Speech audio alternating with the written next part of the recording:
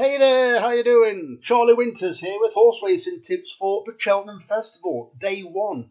So let's get straight into it. I'm going to talk you through my bets. I'm going to talk you briefly through the card, and then I'm going to put in the description and the comment section the other bets that I'm having that haven't been placed yet because I can't place them yet, such as Exactas, Trifectas, and a free Placepot from the Toad. So let me get into it. So I've opened another account to get some free bets. One I haven't got an account with already. So the account I've had with was BetMGM. I'm not recommending them or anything like that, but it was, I can't remember what it was now. Was it bet 10 get 63? But it's not quite as simple as that. You bet 10 and then did find it quite difficult to put the bets on. I couldn't find out where to click. But what I've had basically is I basically had some each way bets on my selections below. But what I've also had is I haven't had a go in the first race in my combination bet. You know, the each way lucky 63. I've left the first race alone because they're only paying first three, and it's a really tricky race. So what I've used the first race for with Sky Bet and with BetMGM is to get the money back as cash if your horse loses.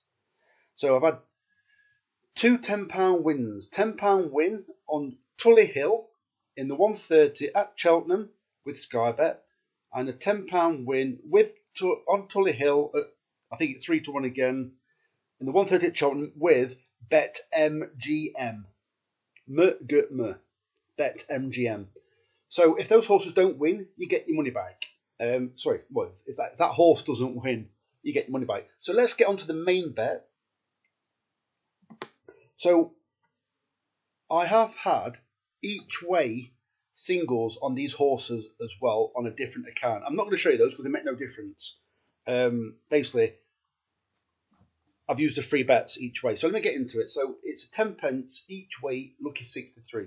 The first selection is JPR One at 15-2 in the 2 at Cheltenham, paying 4 places instead of 3. I think this horse is right behind those on form. Little bit concerned about the ground. I wouldn't want it too slow, but I do believe I couldn't find how much more rain Cheltenham had. It still says soft. This horse won't want it any worse than soft. Preferably, it would prefer it a little bit quicker.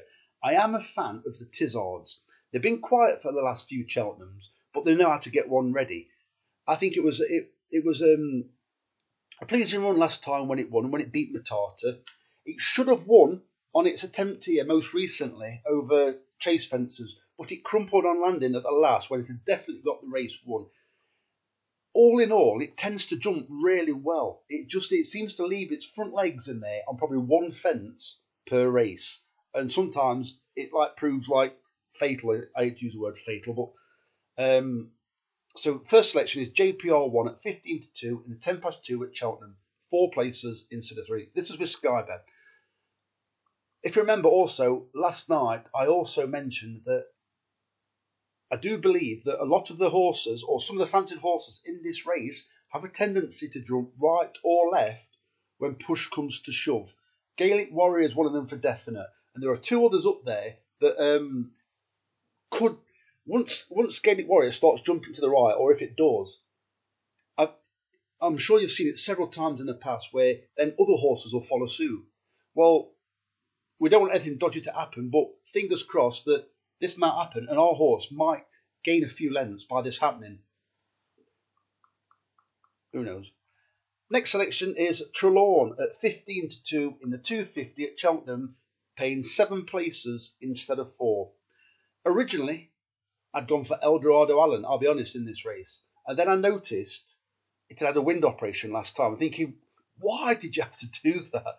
I thought it was being lined up perfectly. It ran the Gold Cup, I think it was last year, well beaten, but actually ran a decent race, Eldorado Allen. So I was a bit gutted they had a wind operation. I cannot back horses first run back after a wind operation. So I went for Trelawne. This horse hasn't ran at this distance before, but I looked at the breeding and it's crying out for this kind of distance. It's been running at about a 2 mile 3, 2 mile 4. Well, as you're well aware, I think we've actually done quite well recently with horses that have been not running at the correct distance to be bred for further. And all of a sudden they get run over the proper distance and you see some improvement. The trainer Kim Bailey's got 2 in the race. Apparently the other horse has been targeted for this race for a while. So why are they running this race? I don't know. Maybe they think it's got a cracking chance. Harry Cobden on board. Well, he's going for the title. Decent jockey to have on board, and I think it's got a good chance. Unfortunately, it was 10-1, I believe, yesterday, so it has come in. The third selection is Nemean Lion at 25-1 in the 3:30 at Cheltenham.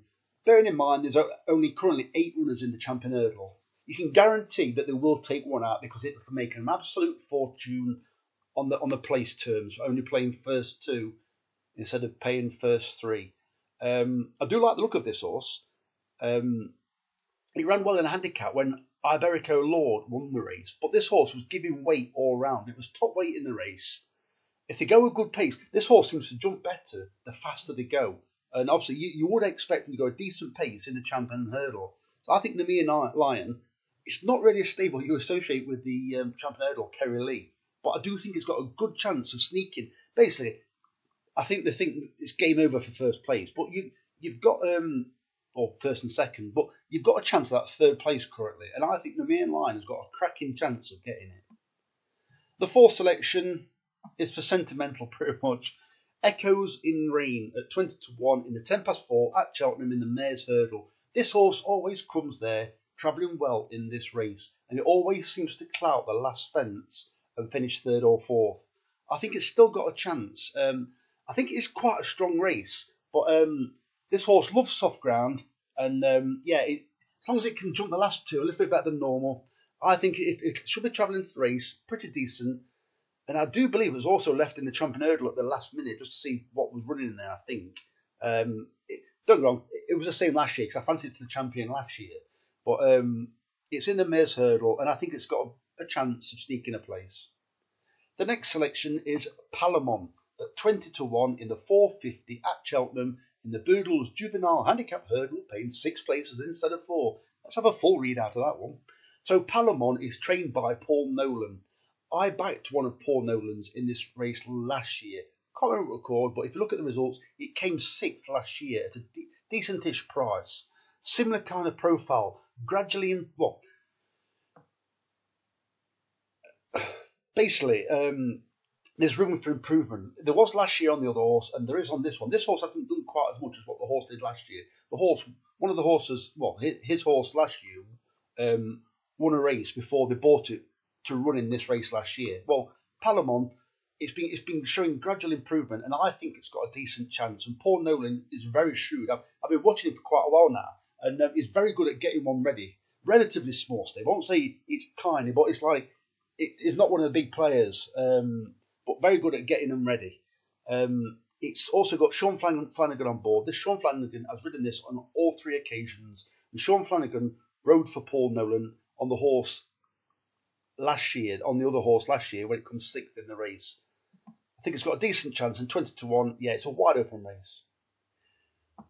Right, the final race, Salvador Ziggy at 9-2 in the 5:30 at Cheltenham, paying 3 places instead of 2. Right, first of all, let me just click on it. I've got to take these 2 horses on. I don't know if you've noticed, but there's so many races at Cheltenham with races and horses trained by Willie Mullins that have got first-time headgear. Well, Embassy Gardens and Corbett's Cross are both running over 3 miles 6 furlong, both in first-time headgear, first-time hood. What's that all about? I'm pretty sure none of the horses in this race have run over 3 miles 6. I'd have thought the last thing you want to be wearing is a hood first time out. But then again, Willie Mullins, I think, has also got 2 in the first race that are both wearing hood for the first time. Something's going off, I'm not quite sure. Maybe it's a big experiment, I don't know. But you want to see the amount of horses that are wearing hoods from the Willie Mullins stable that run at Cheltenham so far. So, I will be putting other bets in the comments and description box below, because I am going to have an each way doubles and trebles, because I think these 2 horses, first and second favourites, or joint favourites pretty much, have got to be taken on. Don't get me wrong, with Sky Bet, they're paying out on first three anyway, and we can even afford another non-runner. But I do actually think Salvador Ziggy has got a decent chance. But I can't ignore the kind of Lucinda Russell and Ben Paulin. Actually, even Anthony Honeyball has actually been doing pretty well in the. I tell you what, I actually fancy all of them. Mr. Van Gogh, I looked at it absolutely hiked up by, I think it was 30 lengths on soft ground last time, or heavy ground. I think the first two in the betting are massively vulnerable, and you can get pretty much even money, or technically even money, if you take on the first two. So, as I said, there will be more bets in the description below. I will be basically not declaring my profit and loss, but basically telling you how I've got on the day based on all the selections. So if you don't follow all of them, I understand that there's a lot to take in, a lot of things cost a lot nowadays, so we don't have quite so much expendable money. But anyway, I am going to Cheltenham on the first day. I shall be going in the best mate stand. I shall be in the Guinness tent. And last minute, I wasn't originally going, but I'm going. So fingers crossed. The very best of luck. Charlie Winters, over and out. Cheers, mate.